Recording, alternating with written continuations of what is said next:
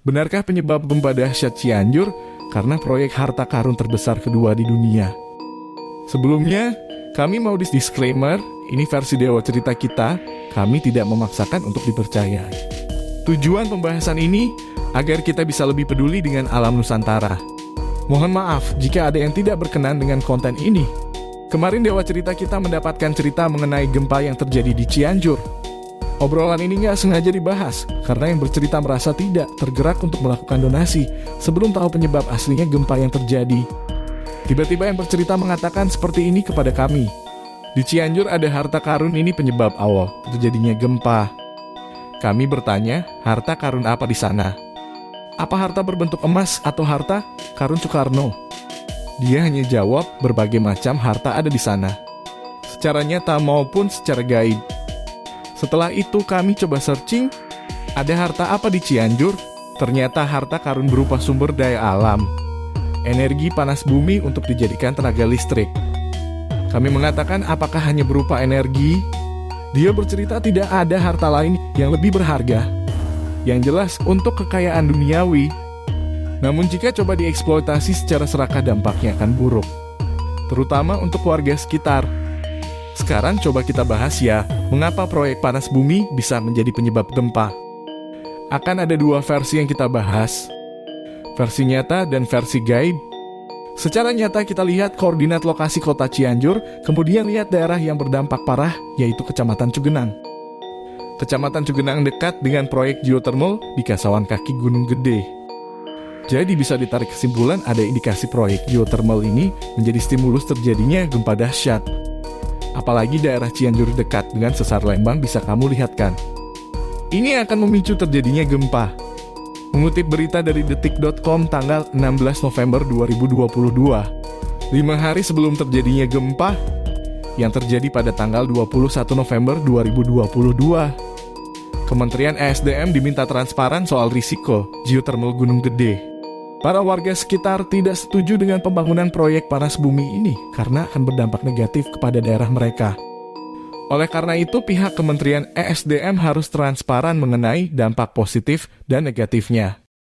Karena selama ini yang dipaparkan hanya dampak positif dan tidak ada dampak negatif kepada warga sekitar, terutama kepada alam. Bahkan, ada info dari rekan kami yang tinggal di Cianjur, berikut screenshot WhatsApp-nya. Ada indikasi pusatnya dari Gunung Gede. Ada apa di Gunung Gede?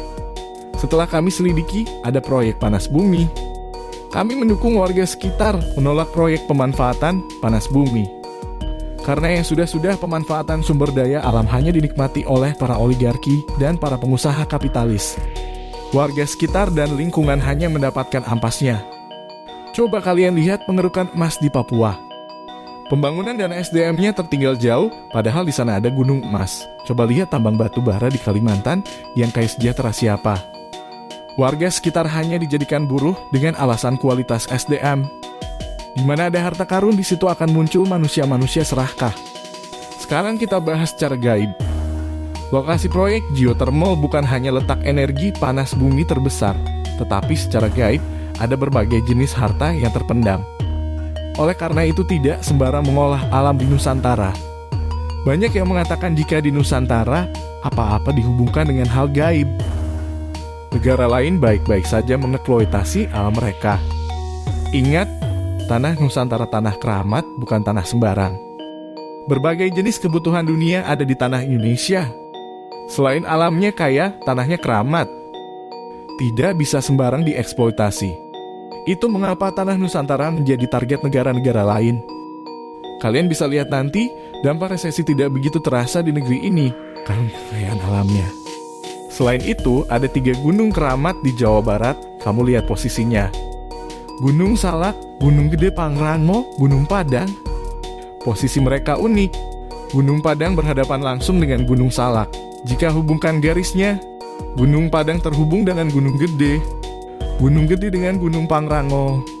Gunung Pangrango terhubung dengan Gunung Salak. Unik bukan? Kami kenal dengan pemegang kunci gunung-gunung di Nusantara. Beliau setiap minggu berkeliling gunung-gunung di Nusantara untuk memantau dan menjaga agar tetap stabil. Jadi tidak sembarang untuk mengeksploitasi gunung-gunung ini. Sekali lagi, ini hanya pemaparan versi dewa cerita kita. Kami tidak memaksakan untuk dipercayai. Inti dari pembahasan ini, tolong dijaga alam Nusantara ini. Karena alam Nusantara sudah sangat muak dengan perilaku keserakahan penghuninya. Semoga bisa dipahami.